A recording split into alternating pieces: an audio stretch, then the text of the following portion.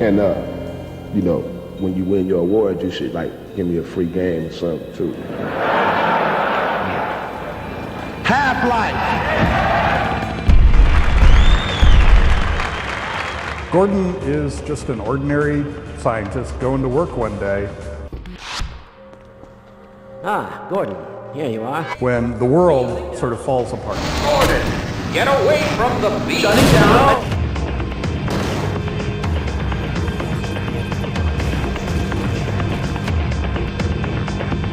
But I was thinking about what we would say if we were to win this award. We may be doing good so far, but I don't think you've seen anything yet.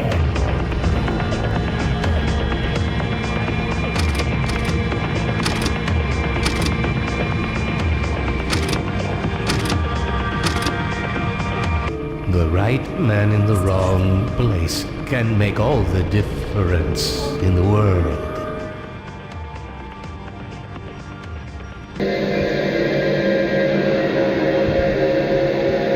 What's gonna happen in the next one? Eli, there's not a next one. They didn't make a next one. And they were saying they're not gonna make another one. So we'll never know what happened. I'm sorry, Eli. I will now ask you the world's shortest question ever, Half-Life 2 Episode 3. Thank you. Half-Life 2 Episode 3 was to be the last in a trilogy of episodic games, resuming the story of Half-Life 2. In Episode 1, Gabe Newell stated he considered the trilogy the equivalent of Half-Life 3. Episode 3 was intended to take place in the Arctic and center on the long-missing Borealis, the mysterious ship referenced in Episode 2 It's the Borealis. and in Portal 2. The game would have introduced a weapon capable of forming ice barriers and ramps, along with a blob-like enemy that would split into copies of itself, absorb other creatures, and slip into tight spaces. The third and final chapter of the Half-Life 2 episodes was widely expected to arrive shortly after Episode 2. Since Valve had previously said they planned to release a new episode every 6 to 8 months, internally, however, it became evident that the developers were reaching a creative plateau. The episodes were conceived as a way to expand the world of Half-Life 2, but they weren't achieving the level of technological or gameplay innovation that Valve believed a Half-Life title should deliver. On top of that, each episode was taking nearly as long to develop as a full game. This led the team to conclude that their time would be better spent creating a true sequel, provisionally called Half-Life 3, built on the new Source engine. Episode 3 was quietly cancelled, and over the following years, Valve experimented with smaller projects that aimed to evolve into Half-Life 3. None of them ultimately materialized, and extended development on Source 2 further postponed any large-scale attempt to move the series forward. For years, the only glimpses that the public had of any Half-Life development at Valve came through leaks, usually unearthed in the Steam database or hidden in game code whenever updates rolled out. In the 12 years following the release of Half-Life 2 Episode 2, these leaks, along with occasional teases from Valve employees, only fueled fan excitement. Every supposed hint was cataloged by the community pages. 2006. Episode 3 was announced to be released in Christmas of 2007. The same month, it is revealed that a new episode will be released every 6 to 8 months and will take 4 to 6 hours to complete. And Episode 4, developed outside of Valve with a standalone plot, is also mentioned. 2007.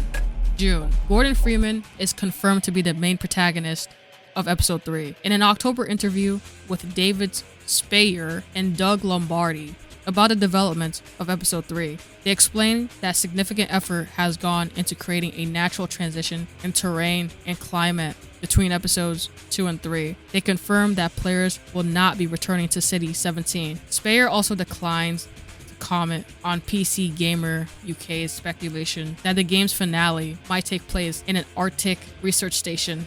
October. Episode 2 is released. Its ending shows Gordon Freeman and Alyx Vance preparing to travel to Arctic regions in search of Judith Mossman and the recently rediscovered Borealis. I think so. Dr. Kleiner gave us the Borealis coordinates. We'll keep the hailing frequency open on the chopper radio in case Judith tries to reach us again. Implying that this will be the focus in the next episode. In another interview, Speyer explains that Valve intentionally avoided including an episode 3 teaser at the end of episode 2. They felt that shifting immediately from an emotional scene to a high energy trailer would break the tone. They also wanted more creative flexibility and did not want to lock themselves into ideas that might change later, especially after the episode 1 teaser for episode 2 ended up looking radically different from the finished game. March 2008, Andrea Wicklund, an illustrator working at Valve, uploaded concept art to her portfolio that was taken down. In April, source code for 3 entities briefly appeared in the source SDK within a folder labeled Episode 3 before being removed. The entities include NPC Combine Armored, NPC WPN Scanner, and Weapon Proto 1. Tony Sergey later explains that this code was simply leftover material. The second piece of Episode 3 concept art surfaces through the Into the Pixel contest winners, depicting Gordon Freeman, crowbar in hand, confronting a Combine advisor. The artwork was created by Valve artists Ted Backman, Jeremy Bennett, and Tristan Reedford. The same month, Game Radars reveals what becomes the third and final piece of concept art released to the public.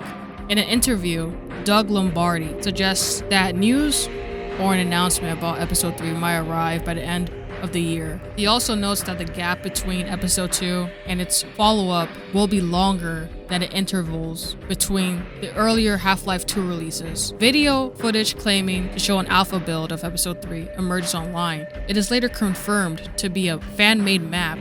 2009, the community eagerly anticipates news about the future of the Half-Life series.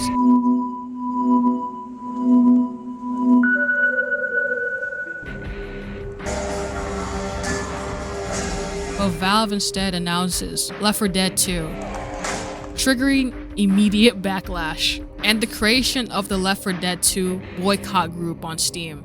A few days later, on June 4th, a user named SurfRock22 launches a petition titled Message to Valve on Steam forums, calling for better communication with what he describes as Valve's oldest and longest running fanbase, and urging the company to share some concrete information about the future of Half-Life. August.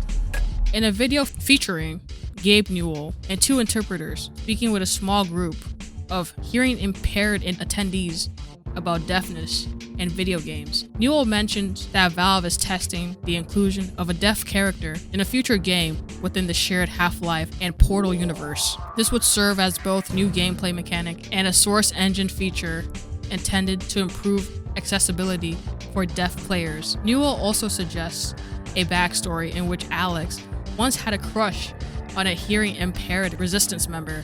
To communicate with them, she taught dog sign language, which they later continued using together for silent communication or secrecy. Later in August, Newell states in an interview that Valve is experimenting with a variety of techniques across their projects, including Episode 3.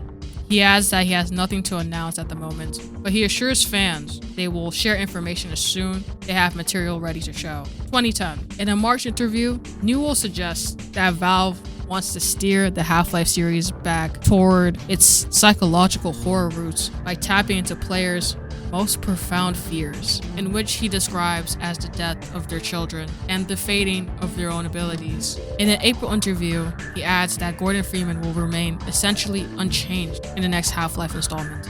Still, mostly just an arm and a crowbar, Valve has no plans to make him a voice character. Shortly after Alien Swarm launches in July, data miners discover unused hint nodes in the SDK labeled Episode 3, Episode 3 Blob Shake Position, Episode 3 Fire Cover Position, Episode 3 Brain Cover Position, Episode 3 Brain Regeneration Position, Episode 3 Spit Position, Episode 3 Spawn Generation Position, and Aperture Nest. The EP3 prefix and the mention of aperture led many to believe these were remnants of the planned sequel to Episode 2. In an August interview, Doug Lombardi says that while Valve dislikes keeping the community waiting, they currently have no announcements to share about Gordon Freeman or continuing his story. 2011.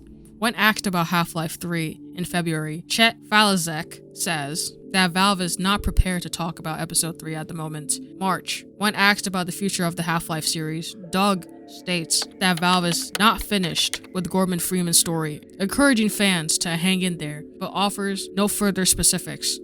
May, in another interview, Gabe Newell explains that Valve is moving away from the traditional episodic model. Instead, like with Team Fortress 2, they now prefer to update a single game over time through Steam. This suggests to the community that the next Half-Life installment will be a larger scale project rather than another episode. June. At the Games for Change Festival in New York, Newell gives a keynote focused on the educational value of games. Someone asks when Episode 3 will be released. Newell replies, If you know enough to ask the question, you know what the answer is. August 11th to 12th, 3 fans staged a lighthearted picket outside Valve's headquarters. Their signs included slogans like Canada for the release of Half-Life 3, Half-Life 3, Is it Left 4 Dead? And I couldn't think of a new sign. Well, you know what we want. Seeking information about Episode 3. Gabe Newell comes outside to speak with them. Takes them to lunch, and Eric Johnson gives them a tour of the office. They're also treated to pizza, Dota 2, playtesting, and small gifts. When asked about a new Half-Life title, Newell simply says, I can't tell you. Valve staff even handed them humorous mini signs directed at the nearby Microsoft building, including one requesting the return of Clippy. When Kotaku asks Newell afterward if he has anything to share, he responds, I got nothing for you. Around September 19th, a Vietnamese beta tester leaks the entire Dota 2 client and its files online. Among them is code referencing an EP3 folder containing what appears to be weapons. Weapon ice gun, weaponizer concrete, weaponizer liquid, weaponizer metal, and weapon flamethrower. I hope this won't delay Episode 3 anymore. On September 23rd, however, Chet Falazek states that these references don't mean anything and should not be taken as evidence of Episode 3 development. December 2011, rumors spread about a supposed Half-Life ARG, allegedly approved by Gabe Newell. Fans interpret potential hints at Wheatley's Character of the Year acceptance video for the 2011 VGAs. Fake emails circulate, an official Doug Ratman Twitter account posts cryptic messages, and a fan site called blackaperture.com shares mysterious clues. All of these are debunked by Gabe Newell, Marc Laidlaw, and Chet. December 1st, art director of Uber Entertainment spots someone wearing what appears to be a Half-Life 3 t-shirt at a local developer event. He photographs it and asks the wearer if he knows anything. He doesn't. That same day, a fan named Alyx asks the writer, Marc Laidlaw, about the shirt. Laidlaw confirms it exists, but shares nothing else. December 9th, an anonymous US voice actor claims that Valve has recorded lines for Half-Life Episode 3. This sparks speculation that Half-Life 3 will be unveiled at the 2011 Spike Video Game Awards on December 10th. No such announcement occurs. Steam Holiday Sale. Several Half-Life references appear in promotional artwork.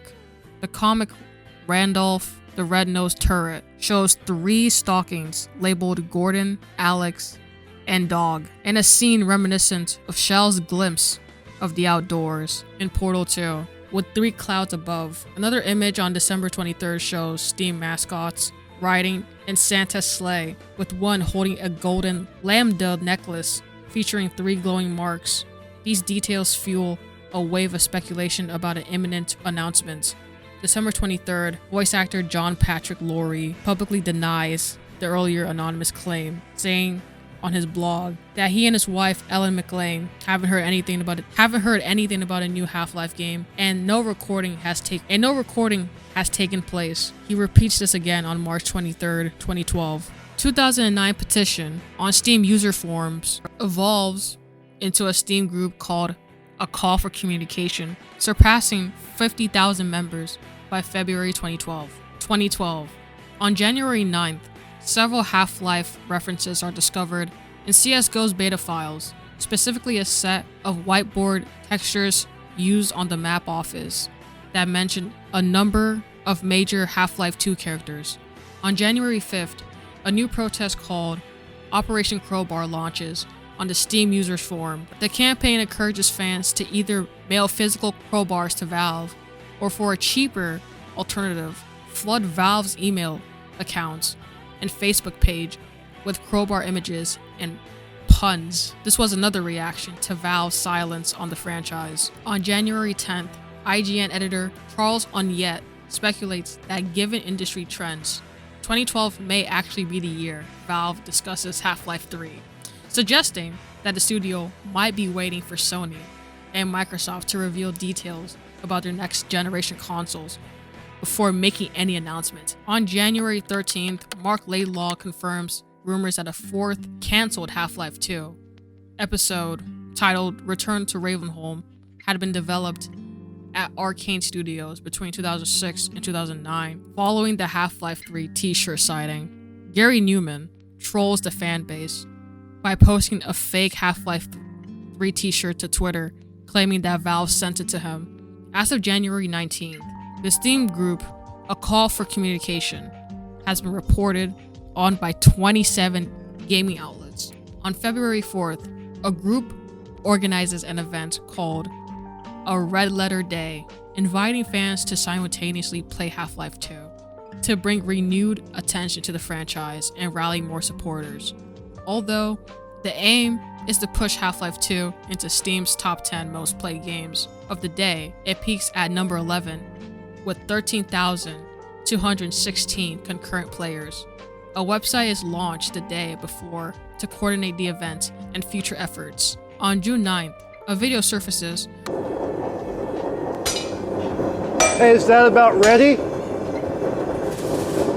These things, they take time. On August 17th, another humorous video appears. Any final words to your fans? Don't eat me sharks. The sharks are fans too, right? Yeah, hopefully. Right. You'll never get Half-Life 3 if you eat me. Implying that the next game would indeed be called Half-Life 3. And on August 14th, Mad Catz releases a CG promotional video for an up-and-coming keyboard that briefly displays a Half-Life 3 logo among other icons. In 2013, Valve developed a prototype version of Half-Life 3 that blended scripted narrative sequences, procedurally generated combat encounters, drawing inspiration from Left 4 Dead 2. Production proved difficult due to the early unfinished state of the Source 2 engine, and the project was ultimately shelved. On February 6th, Gabe Newell and J.J. Abrams appeared together in a presentation titled Storytelling Across Platforms. Who benefits most, the audience or the player? During the talk, Abrams said, "Yeah, and there's an idea that we have for a game that we'd like to work with Valve on." Yeah, and we're super Newell excited replied, about that. And we're also interested in working with you guys on movies. So we're going to try to figure out if we can make a Portal movie or a Half-Life movie together. Yeah. But it's really time for us to, and I think for our industries, to stop talking about potentials and try to really execute on them.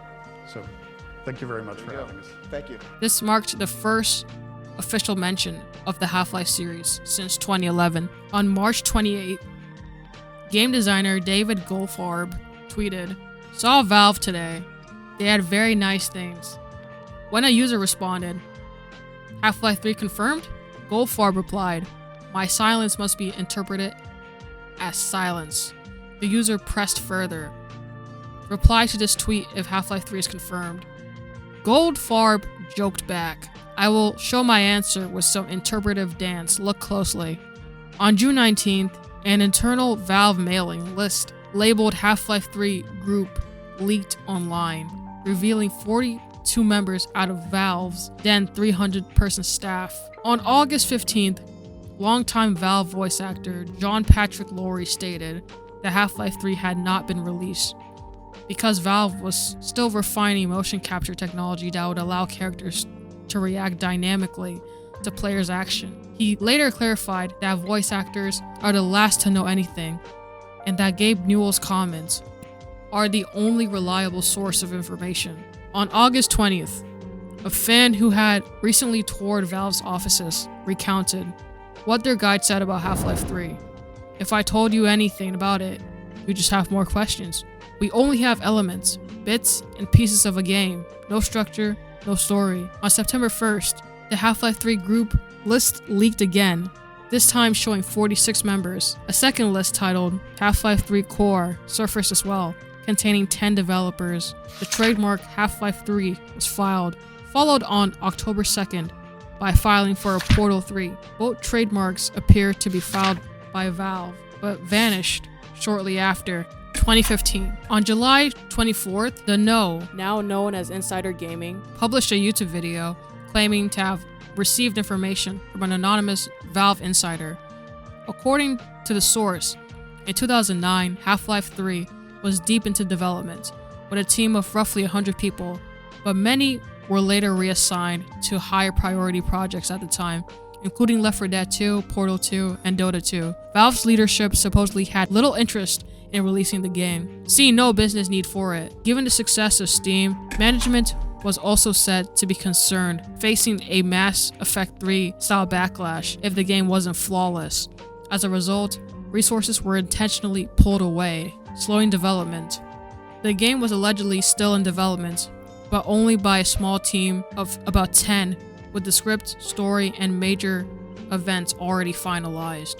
On July 25th, Marc Laidlaw responded to an email about The Know's claims. He wrote, "I can't comment on Valve's internal process, but it sounds like someone is trolling. In my experience at Valve, fear is the last thing that would ever drive a decision about what we work on." He also added, "A Half-Life story can't meaningfully exist outside of a game. The Half-Life story is only as good as the game that lets you play it." On July 27th, The Know released a follow-up video featuring additional email exchanges with Laidlaw, discussing Valve's writing process. He explained, "We feel our way forward in a way that resembles blind groping, especially at the beginning. I wouldn't even know what a script might contain until we've built a fair bit of compelling gameplay. You start with rough ideas, locations, scenes, characters, sometimes existing only in emails or conversation. Nothing like a design document or a script." The Know suggested that Laidlaw was interpreting the word script differently from their source. Laidlaw also stated, "I can never report on the state of projects at Valve, except in the context of a product released publicly. The anonymous source may be or was a Valve employee, but nothing I've heard suggests they have relevant information." The Know concluded that both their source and Laidlaw were likely telling the truth, but from different perspectives, meaning their insiders' claims could still be true. December 6th, Half-Life 3, among other titles, appeared on a leaked Steam database list. Laidlaw left Valve in 2016. He had grown weary of the first-person shooter genre and became less interested in trying to solve the story problems inherent in a Half-Life style narrative. In 2017, Laidlaw published a short story titled Epistle 3 on his website, describing it as a snapshot of a dream I had many years ago. The story uses characters with altered names that resemble those from Half-Life, such as Gertie Fairmont, standing in for Gordon Freeman. Many journalists interpret it as a rough outline of what Episode 3, or Borealis, another cancelled Laidlaw-led project, might have been. When the names and locations are mapped back to their Half-Life equivalent, Epistle 3 depicts Freeman and the Lambda Resistance journeying to the Arctic to board the Borealis, a ship erratically jumping through time and space where they encounter alternate versions of themselves. They eventually seize control of the vessel and send it hurtling towards the center of the Combine Empire, rigged to explode on impact. While the blast destroys the Combine's homeworld and weakens their forces, it fails to wipe out the Combine entirely or destroy their Dyson sphere. Alyx is taken by the G-Man, and just before the Borealis detonates, the Vortigaunts escape. The Vortigaunts rescue Gordon and transport him far into the future, where much of the resistance has died and their fate of their uprising is unclear. Walker then denied that Laidlaw's story reflected Valve's actual plans for Episode 3, saying it was likely just one of many ideas he had produced. In January 2017, Game Informer put out an interview with an anonymous source at Valve. The source had admitted there have been prototypes of the next Half-Life game over the years. The team behind Half-Life 3 had 2 or 3 people working on it before hitting a wall. Some teams have reached up to 30 or 40 people before it was scrapped. Every time a Half-Life project collapsed, it became harder for the subsequent one to get off the ground. In the same month, Gabe Newell participated in MAA on a newly created subreddit dedicated to him. While he avoided explicitly confirming or denying the development of another Half-Life game, he did share several comments about the franchise's future and the long-rumored continuation of the series. The MAA marked Valve's first official acknowledgement of Half-Life since 2013. When user Japass the Bass asked, "Any chance of a new IP set in the Half-Life/Portal universe? There's still a lot of story to explore." Newell replied, simply, "Yep," in response to a question about Half-Life and Portal films being produced with J.J. Abrams, Newell answered, "Yep, they're coming," while explaining why he considers Portal 2 to be his favorite Valve game rather than Half-Life. He emphasized that his answer contains no information about what we'll do in the future, clarifying that his personal regrets about directing Half-Life do not mean the franchise is over. Addressing why Valve rarely provides development updates, Newell said, "Our decision making is far more conditional than most companies. We won't waste customers' time or money, which means we sometimes cancel or change things late in development. Tracking those decisions would be annoying and frustrating." This echoes his past explanations for avoiding public confirmation of a new Half-Life. One user later asked, "What is the status of Half-Life 3/Half-Life 2 Episode 3?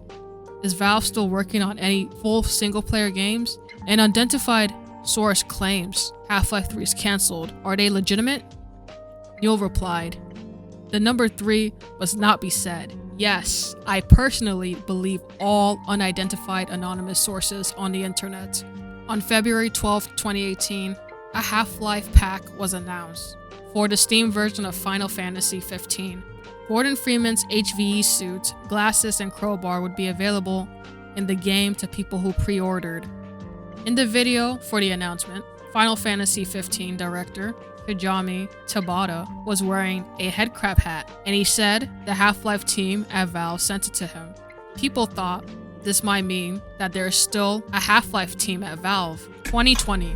This is such a special day for me, and I'm sure for many of you, because Valve is ready to reveal its next project.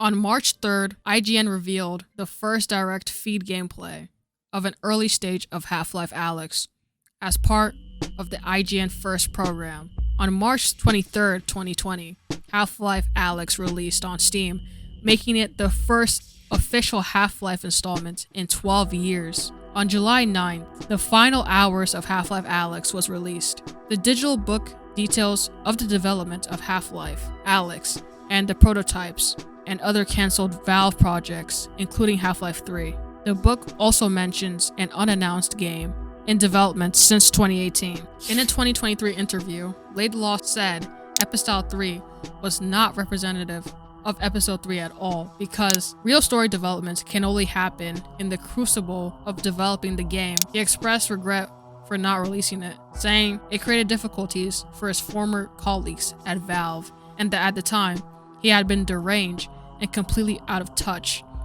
After so many years, fans had lost hope for a third Half-Life. On December 28, 2024, YouTuber and data miner Gabe Follower, who had previously reported accurately on the launch of Counter-Strike 2, announced that a major Half-Life project, internally referred to as HLX, had entered playtesting. According to his report, both internal testers and friends and family groups themselves were now trying the game. For Valve titles, this stage is considered a major development milestone, signaling that a project has reached content stability and polish suitable for broader testing.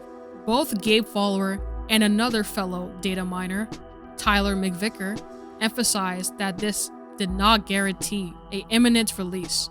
They pointed out that previous Valve playtesters have led to significant redesigns or delays, such as Half-Life Alyx, which was pushed back nearly a year after reaching this point. In other cases, especially when combined with Valve's extended holiday downtime, these tests have preceded full project cancellations, as has happened with Half-Life 2 Episode 3 and an early version of Left 4 Dead 3. Still, they noted that the chances of a new Half-Life game moving forward were higher than they had been at any time since the Half-Life Alyx related leaks. On January 1st, 2025, a cryptic post from a well-known Half-Life voice actor, Mike Shapiro.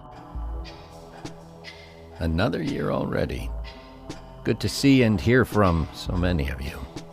May the next quarter century. This led people to believe this was a sign that Half-Life 3 is getting closer to release. As Shapiro talks, the screen scrolls all around a piece of artwork. Twitter user Garage Eagle stitched together the video into screenshots, but the image still wasn't clear. Further digging revealed that the image was a cover image of a song called Best Long Dog by Shapiro himself. So the image has nothing to do with Half-Life 3. Fans took to obsessively analyzing some of Shapiro's remarks in the video, such as references to unexpected surprises in the next quarter century, strongly suggesting that long-awaited news for Half-Life fans might be on the horizon. His mention of millenniums also appeared to nod towards the 1998 to 2007 era, when Half-Life and Half-Life 2 were originally released. Shapiro hardly ever posts on Twitter, and when he does, it's usually about Half-Life. His most recent tweet dates back to March 2022. Coming back 2 years later might have meant something significant. March 2025. It was recently discovered that a new Dota 2 update contains additional references to a mysterious project called HLX. Mentions of HLX have been showing up across various Source 2 games for some time, and based on the clues uncovered so far, it's believed to be the codename of a single-player game FPS set in the Half-Life universe, most likely Half-Life 3. According to McVicker, Valve typically decides whether to cancel projects after the holiday season, so the appearance of a fresh HLX references now suggests the project is still actively moving forward. McVicker says the strings uncovered in the recent Dota 2 update suggest Valve is currently in a polishing, optimizing phase, typically one of the final stages of development. He adds that we might be closer than I originally thought, with an announcement possibly in 2025. Though he clarifies this doesn't guarantee that Half-Life 3 will launch in that same year.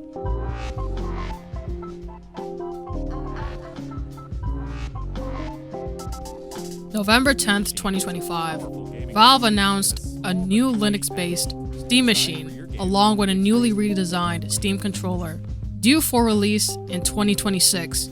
The immediate theory was that Valve is going to launch Half-Life 3 next year alongside its new Steam machine home console. Valve tends to release games for its new products, so everyone instantly started to push the narrative that a new Half-Life game was going to be released. On November 19th, the official Game Awards Twitter account released a tweet. 27 years ago today, Valve released Half-Life, its first game. This made everyone go literally insane. Jeff Cayley posted a screenshot. Check out #GameAwards nominee page on Steam to celebrate the best of the year. Someone asked him what was the one game he wishlisted, and he responded with the noticing emoji. People started going crazy again. Cayley then posted a screenshot of his wishlist showing only the game Dad Olympics. People were implying he has something to hide, but he obviously cannot be hiding Half-Life 3 since the Steam page doesn't even exist. Around the same time, the files were dropped on myro.com.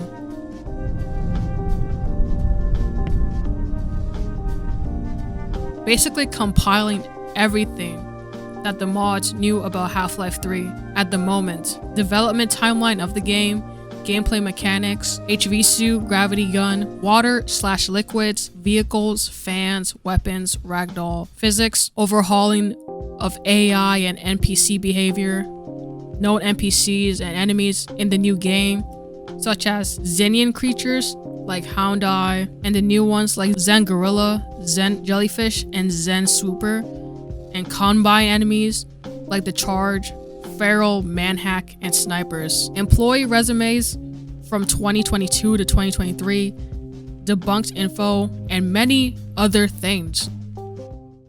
Is Valve making something? Potentially. Is it getting released anytime soon? Nah.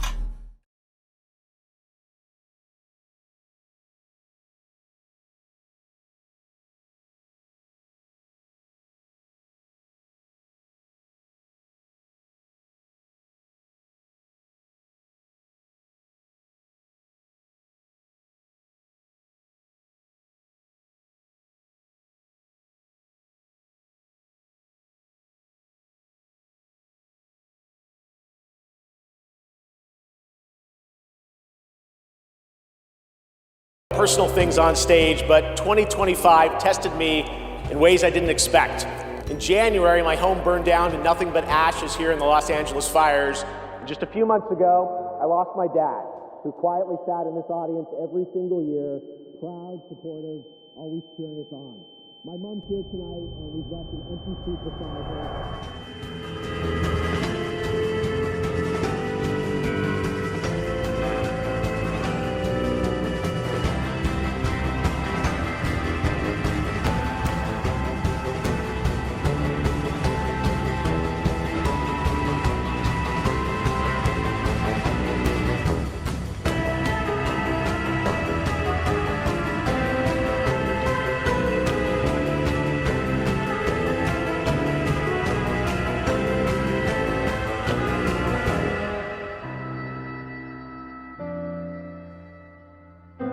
Looks like he's a goner. Hopium overdose.